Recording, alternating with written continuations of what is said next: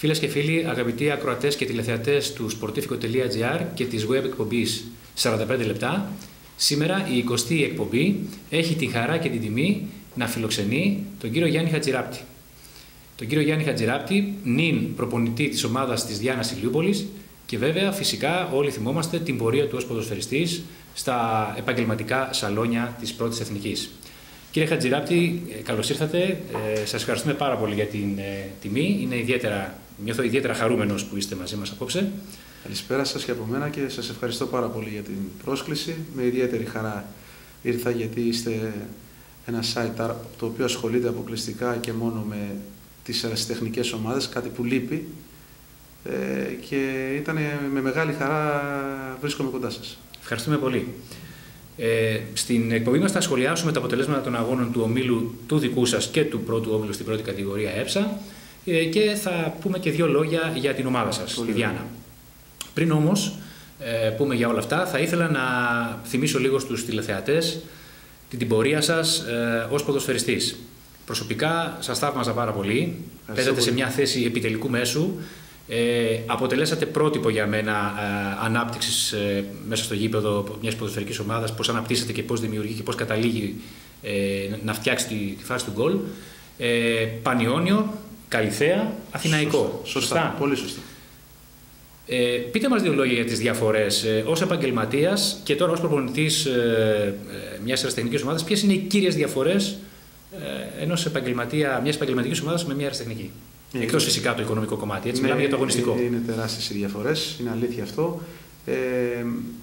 Άλλες υποχρεώσεις σε μια επαγγελματική ομάδα, όπου ξέρεις ότι αυτό που κάνεις είναι η δουλειά σου και πρέπει να το κάνεις καλά, γιατί αν δεν το κάνεις καλά θα υποστείς συνέπειες. Ενώ στο ερασιτεχνικό ποδόσφαιρο αντιμετωπίζουμε πάρα πολλά προβλήματα. Τα παιδιά που έρχονται και να παίξουν πρέπει να έχουν πάει πρώτα να δουλέψουν. Πολλές φορές έρχονται στο γήπεδο στην προπόνηση χωρίς να έχουν φάει καν κάτι, κατευθείαν από τη δουλειά τους. Ακόμα και στους αγώνες πολλές φορές που παίζουμε Σάββατο, έχουμε παιδιά τα οποία εργάζονται το Σάββατο, με συνέπεια αυτό που θέλουν να δώσουν να μην μπορούν να το δώσουν. Να μην μπορούν να προσφέρουν αυτά που μπορεί το κάθε παιδί. Νομίζω έχει μεγάλες διαφορές στο αριστερό και το επαγγελματικό ποδόσφαιρο, εφόσον το επαγγελματικό ποδόσφαιρο το υπηρετεί σωστά. Μάλιστα. Πλέον προπονητής. Αγωνιστήκατε ως επαγγελματίας ποδοσφαιριστής, τώρα ως προπονητής με πολύ μεγάλη επιτυχία στην ομάδα της Διάνας Ηλιούπολη. Ήσασταν στην πρώτη περίοδο της παρουσίας σας στην ομάδα, αναλάβατε την ομάδα στην Β' κατηγορία, ανέβηκε στην πρώτη κατηγορία και τώρα φέτος επανήλθατε στην, αν θυμάμαι καλά, 10η αγωνιστική ή νωρίτερα? Πιο νωρίς. Είναι 9η αγωνιστική. Θα τα καταφέρει η Διάνα να σταθεί στην κατηγορία? Ναι. Καταρχήν να σας διορθώσω, ήμουνα για 6 μήνες περίπου την χρονιά που έπεσε η ομάδα. Την είχα αναλάβει περίπου το τέλος Οκτώβρη, αρχές Νοέμβρη, αν θυμάμαι, και είχε πέσει η ομάδα. Ανεβήκαμε αμέσως και κάναμε μια πάρα πολύ καλή πορεία πέρσι. Φέτος δεν ξεκίνησα.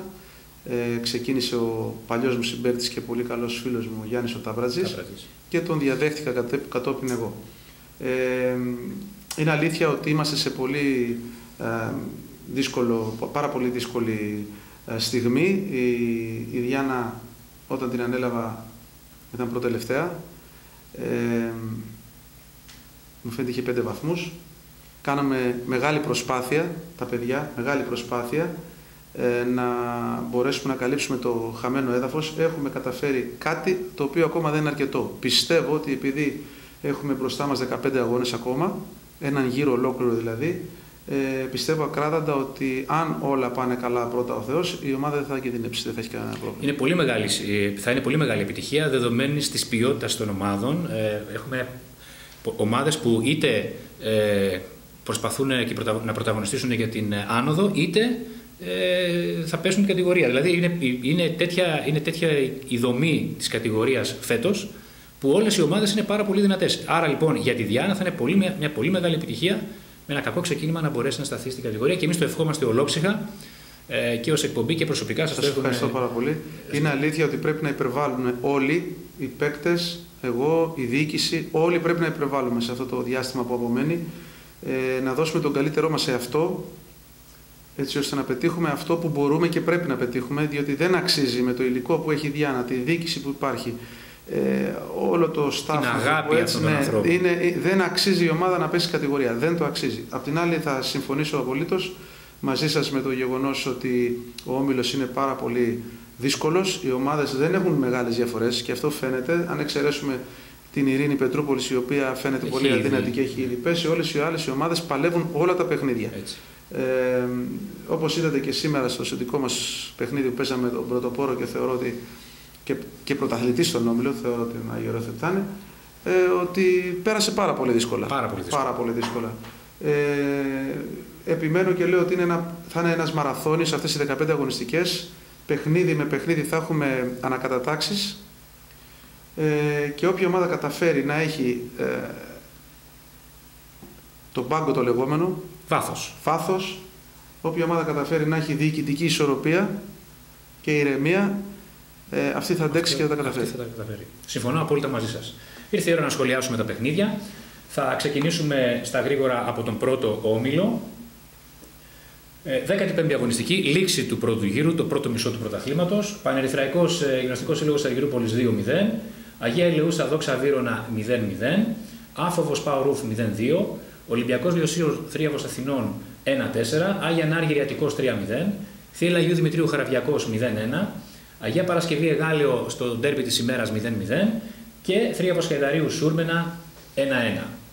Την επόμενη αγωνιστική, πρώτη του δεύτερου γύρου και 16η, Θρίαβος Χαϊδαρίου Παορούφ, Δόξα Βύρωνα Σούρμενα, Ολυμπιακός Λιωσίων Αγία Ελεούσα, Άγια Νάργυρη Θρίαβος, Θεία Αγίου Δημητρίου Αττικός, Αγία Παρασκευή Χαραβιακός, άλλο ένα ντέρμπι, μεγάλο παιχνίδι, Πανερυθραϊκός Εγάλεο και Άφοβος Γυμναστικός Σύλλογος Αργυρούπολης. Να δούμε λίγο και την βαθμολογία στον πρώτο όμιλο για να περάσουμε στη συνέχεια στον δεύτερο.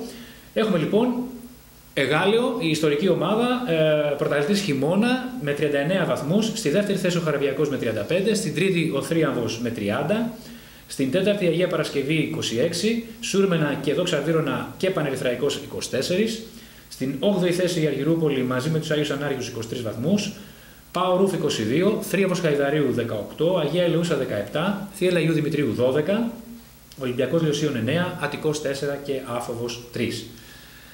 Κύριε Χατζηράπτη, κάποιο σχόλιο για τον όμιλο αυτό στα γρήγορα? Ότι βλέπουμε ότι το Εγάλεο που ξεκίνησε σαν πολύ μεγάλο φαβορί, μπορεί και να είναι, αλλά έχει πολύ κοντά τον Χαραβιακό, ο οποίος αν δεν είχε κάνει ένα άσχημο παιχνίδι, ένα άσχημο αποτέλεσμα, μου φαίνεται. Με τους Αγίους Αναργύρους. Ακριβώς. Θα ήταν τώρα στους 2 βαθμούς. Ακριβώς. Δεν ήταν πολύ πιο κοντά. Σε εμάς αντιθέτως έχει ξεχωρίσει λιγάκι ο Άγιος Ιερόθεος, τον οποίο θεωρώ ότι θα ανέβει σίγουρα και κατηγορία θεωρώ ότι θα ανέβει.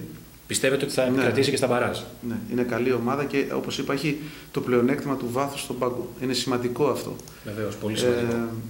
Από την άλλη πλευρά βλέπω την Αγία Ελεούσα που ενώ έχει ξεκινήσει πάρα πολύ καλά με όνειρα και φιλοδοξίες έχει κατρακυλήσει. Η Δόξα Βύρωνα κάνει μια πάρα πολύ καλή πορεία. Και υπάρχει μια ευχάριστη έκπληξη, ο Θρίαμβος. Δεν το περιμέναμε. Δεν θα το έλεγα. Εγώ το καλοκαίρι που είδα ότι έγιναν κάποιες μεταγραφές, έγιναν σωστές μεταγραφές. Σαν όνομα αποκτήθηκε, μου φαίνεται, ο Λίγκος. Ναι. Σαν όνομα. Αλλά από εκεί και πέρα όμως και τα άλλα παιδιά που απόκτησε ο Θρίαμβος είναι πάρα πολύ καλοί παίκτες και το αποδείξανε κρατώντας την ομάδα μια πάρα πολύ καλή πορεία και την κρατώντας τον ψηλά στη βαθμολογία. Για μένα δηλαδή ο Θρίαμβος δεν ήταν έκπληξη. Όχι. Ωραία. Να περάσουμε τώρα στον πρώτο όμιλο, στον δεύτερο όμιλο, στον όμιλο τον δικό σας. Επίσης 15η αγωνιστική, λήξη πρώτου γύρου. Ειρήνη Πετρούπολης Χαϊδάρη 1-3, Ήφαιστος Περιστερίου ΑΟ Περιστερίου 0-1, Ηλιούπολη Φωστήρας Ηλιούπολης 2-2, Καματερό Μικρασιατικός 0-1, Πεύκη Ιάσον 3-2, Ένωση Βοτανικού Χαλάνδρη 0-0, Διάνα Ηλιούπολης Άγιος Ιερόθεος 2-3 και Νέα Ιωνία Χολαργός 3-2. Στην βαθμολογία, επικεφαλής είναι ο Άγιος Ιερόθεος και πρωταθλητής χειμώνα με 41 βαθμούς και 13 νίκες σε 15 αγώνες, 2 ισοπαλίες και αίτητος, με συγκομιδή 33 υπέρ, 4 κατά. Αν λάβουμε υπόψη ότι σήμερα μόνο δέχτηκε 2 γκολ από την ομάδα της Διάνα, είναι πολύ μεγάλη η επιτυχία της ομάδας σας ήδη. Στη δεύτερη θέση ο ΑΟ Περιστερίου μαζί με το Χαϊδάρι και το Χολαργό στους 29 βαθμούς, μιλάμε για μια διαφορά 12 βαθμών. Στην 5η θέση ο Μικρασιατικός με 27, Ύφεστος 26, Φωστήρας Ηλιούπολης 23, Καματερό 21 μαζί με Νέα Ιωνία. Στη 10η θέση η Ηλιούπολη με 20, Πεύκη 17, στη 12η θέση η Διάνα με 14, Ιάσον 13, Χαλάνδη 13, Ένωση Βοτανικού 9, Ειρήνη Πετρούπολης 1 βαθμός. Να δούμε και την επόμενη αγωνιστική πριν κάνουμε τα σχόλιά μας για τον όμιλο με τον κύριο Χατζηράπτη. 16η και 1η του δεύτερου γύρου. Πεύκη Μικρασιατικός, Χολαργός Ιάσονας, Ειρήνη Πετρούπολης Νέα Ιωνία, Ένωση Βοτανικού Χαϊδάρη, Διάνα Ηλιούπολης Χαλάνδρη, Ύφεστος Περιστερίου Άγιος Ιερόθεος, Ηλιούπολη Αθλητικός Όμιλος Περιστερίου και Καματερό Φωστήρας Ηλιούπολης. Να ξεκινήσω από τον επόμενο αγώνα. Ωραία. Ένα δύσκολο παιχνίδι, ένας δυνατός αντίπαλος στο Χαλάνδρη. Πείτε μας έτσι. Να σας πω κάτι. Εμείς δεν έχουμε την πολυτέλεια να ξεχωρίζουμε αν είναι κάποιο δύσκολο ή κάποιο εύκολο παιχνίδι. Σωστά. Για μας όλα τα παιχνίδια είναι ντέρμπι, για μας όλα τα παιχνίδια είναι πάρα πολύ δύσκολα και γιατί πρέπει να πάρουμε πολλά παιχνίδια τώρα, πρέπει να κάνουμε πολλές νίκες. Έτσι. Λοιπόν, από εκεί και ύστερα δεν βλέπουμε αν παίζουμε είτε με τον τελευταίο, την Ειρήνη Πετρούπολης, είτε όπως έλεγα και στα παιδιά με τον πρώτο. Με τον πρώτο. Ακριβώς. Δεν έχουμε αυτή την πολυτέλεια να κάνουμε κάποιους διαχωρισμούς. Το Χαλάνδρη είναι μια ομάδα η οποία βρίσκεται στην ίδια περίπου μοίρα με εμάς, άρα αν καταφέρουμε και το κερδίσουμε πρώτα ο Θεός, το ξαναλέω, θα είναι διπλή επιτυχία για μας. Θα το βάλουμε από κάτω. Οι 3 βαθμοί που παίρνετε και η θέση από κάτω στη βαθμολογικό πίνακα. Είναι πολύ δύσκολη, είναι σκληρή ομάδα, σφιχτή ομάδα. Δεν μας λέει κάτι εμάς όμως αυτό. Σας το είπα και πάλι ότι εμείς είμαστε υποχρεωμένοι να κοιτάμε νίκη πλέον. Έτσι. Από εδώ και στο εξής. Οπότε θα προσπαθήσουμε να το κερδίσουμε. Να σχολιάσουμε λίγο και την βαθμολογία. Είπαμε προηγουμένως ότι ο Άγιος Ιερόθεος, έχοντας ξεφύγει με 12 βαθμούς, ήδη. Στο πρώτο γύρο 12 βαθμούς είναι μεγάλο πλέον. Πολύ δύσκολο και μάλιστα με την ομάδα που διαθέτει. Έτσι, γιατί μπορεί σήμερα να κέρδισε και να υπάρχει μια πικρία, αλλά δεν μπορούμε να παραγνωρίσουμε το γεγονός ότι είναι μια καλή ομάδα. Και όπως είπατε και στην αρχή, με βάθος. Είναι και καλή και ποιοτική. Έχει σημασία. Έτσι. Από εκεί και πέρα. Βλέπουμε ένα συνοστισμό στη δεύτερη θέση. Είναι 3 ομάδες με 29 βαθμούς και άλλη μία με 27, ο Μικρασιατικός. Που επίσης είναι μια ομάδα που δεν την περιμέναμε να είναι τόσο δυνατή. Σωστά. Η Ηλιούπολη είναι στη 10η θέση με 20 βαθμούς, ο Φωστήρας Ηλιούπολης είναι με 23. Βλέπουμε ότι οι ομάδες της Ηλιούπολης, στο δεύτερο όμιλο που είναι 3 ομάδες μαζί, δύσκολα πρωταγωνιστούν, με την έννοια του ότι δεν είναι κάποια από αυτές τις ομάδες πάνω από την 5η-6η θέση. Αυτό μήπως αποτελεί μήπως σημαίνει κάτι, είναι κάποιο μήνυμα για τις ομάδες, για τις διοικήσεις, για τον κόσμο? Τα μηνύματα έρχονται. Το θέμα είναι πώς τα λαμβάνει η κάθε διοίκηση, διότι κάθε ομάδα τη διοικεί ένα συμβούλιο. Έτσι. Λοιπόν, νομίζω ότι είναι αρκετές ομάδες στην Ηλιούπολη. 4 ήδη. Αρκετές, ναι. Θα μπορούσε να γίνει μια συγχώνευση έτσι ώστε να υπάρχει μια μεγαλύτερη δυναμική. Αλλά σας το είπα και πάλι, αυτό είναι κάτι που δεν μπορούμε να κάνουμε. Είναι κάτι που... Ναι, είναι θέμα διοικήσεων, να το δουν λίγο διαφορετικά. Νομίζω όμως ότι και ο Φωστήρας Ηλιούπολης έχει δείξει ένα πάρα πολύ καλό πρόσωπο. Έχει 22 βαθμούς, το θεωρώ είναι σε πολύ καλύτερη μοίρα από όλους μας. Η Ηλιούπολη κοντά, μια ιστορική ομάδα, τι να πει κανείς για την Ηλιούπολη, έχει παίξει σε πολύ ψηλότερες κατηγορίες. Και εμείς είμαστε μια... Υπάρχει πολλής δρόμος ακόμα, έτσι, ένας ολόκληρος γύρος, πολλά πράγματα μπορεί να αλλάξουν. Ακριβώς. Είτε προς το καλύτερο είτε και προς το χειρότερο. Ασφαλώς. Ας πάρουμε παράδειγμα την ομάδα σας. Η ομάδα σας πριν από λίγες αγωνιστικές ήταν στην πρώτη τελευταία θέση, όπως είπατε και πιο πριν. Έτσι. Άρα υπάρχει πολλής δρόμος ακόμα. Αυτό που είδαμε με τη Διάνα, κάλλιστα μπορούμε να το δούμε και με μια άλλη ομάδα. Σαφώς. Γι' αυτό και η προσοχή που πρέπει να υπάρχει, η εγρήγορση, είναι ιδιαίτερα σημαντική για την ομάδα. Ακριβώς. Εμείς θα σας πω ότι έχω έρθει σε μια κουβέντα με τη διοίκηση, η οποία είναι πολύ κοντά μας.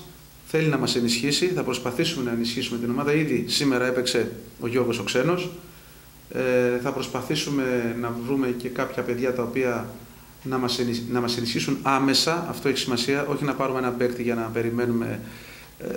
Για να πούμε ότι κάνουμε μήνες. Όχι. Εμείς θέλουμε όποιο παίκτη πάρουμε να πάρει τη φανέλα και να παίξει.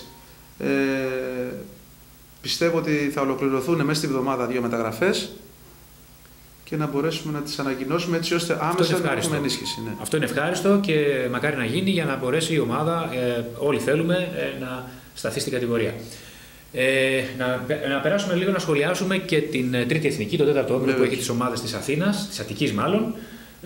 Να δούμε λοιπόν σήμερα την 14η αγωνιστική στον τέταρτο όμιλο. Τριγλία Ραφίνας Αστέρας Βάρης 1-1, Κηφισιά Γλυφάδας 1-0, Ατρόμητος Πειραιά Ιωνικός 0-0, Ηράκλειο Κρουσόνας 3-0, Ερμής Ζωνιανών Ηλυσιακός 1-0, Εθνικός Πειραιά Ιάλισσος 1-0, Όφι Τράχονες 6-0, Φωστήρας Επισκοπή 1-0. Βαθμολογία λοιπόν μετά από 14 αγώνες, Φωστήρας 35, Τριγλία Ραφίνας δεύτερη 30, στην τρίτη θέση ο Ιάλισσος με 29, στην τέταρτη Κηφισιά με 26, στην πέμπτη θέση ο Ιωνικός μαζί με τον Εθνικό με 23, στην 7η ο Ηλυσιακός με 22 και στην 8η αξιομνημόνευτο Όφι και Ερμής Ζωνιανών με 21 βαθμούς. Ποιος να το πίστευε ότι ο Όφι θα ισοβαθμεί. Ο Όφι βέβαια ξεκίνησε με μείον 6 βαθμούς λόγω απόφασης της Ψηφιακής Επιτροπής της ΕΠΟ. Ναι. Ωστόσο, βλέπουμε ότι στη ζώνη υποβιβασμού, πάνω από τη ζώνη υποβιβασμού, είναι ο Όφι και ο Ερμής Ζωνιανών. Ο οποίος, από ό,τι φαίνεται, έχει μια πολύ ισχυρή έδρα και σήμερα κέρδισε και αυτή τον κρατάει σε αυτή τη θέση. Από εκεί και κάτω θα παλέψουν για την παραμονή του στην κατηγορία. Αστέρας Βάρης 18, ΠΑΟΚ Κρουσόνα 14, Ατρόμητος Πειραιά 13, Ηράκλειο 12, ΑΟ Γλυφάδας 9, Τράχονες 7 και Επισκοπή 6. Κάποια σχόλια, κύριε Χατζηράτη? Μου κάνει εντύπωση μεγάλη για το Ηράκλειο, να το πω έτσι. Μια καλή ομάδα, είναι καλή ομάδα. Έχει πολύ καλούς προσφαιριστές. Μου κάνει μεγάλη εντύπωση το ότι δεν μπορεί να... Εγώ θα περίμενα να πρωταγωνιστήσει κιόλας, όχι να κινδυνεύσει να πέσει. Σίγουρα ο Όφι περίμενα πολύ περισσότερα πράγματα γιατί έχει πολύ βαρύ όνομα σαν ιστορία. Αν και είχε το μειονέκτημα των βαθμών, θα περίμενα πραγματικά να πρωταγωνιστήσει κιόλας. Να είναι μέχρι τη δεύτερη-τρίτη θέση τουλάχιστον. Ναι. Από εκεί και πέρα βλέπουμε ότι ο Φωστήρας έχει πάρει ένα προβάδισμα. Σκόνταψε πάλι σήμερα η Ραφίνα. Έκανε χ με τη Βάρη. Έτσι. Οι Τράχονες νομίζω ότι δεν έχουν κανένα περιθώριο να σωθούν. Βλέπουμε, λοιπόν, έχοντας τη διαφορά των 5 βαθμών από την Τριγλία Ραφίνας, βλέπουμε το εξής χαρακτηριστικό.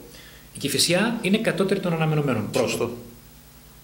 Δεύτερον, ο Ιάλισσος ξεκίνησε πολύ δυνατά, φαίνεται να κάνει κάποια κοιλιά. Ήδη απέχει 6 βαθμούς από την κορυφή.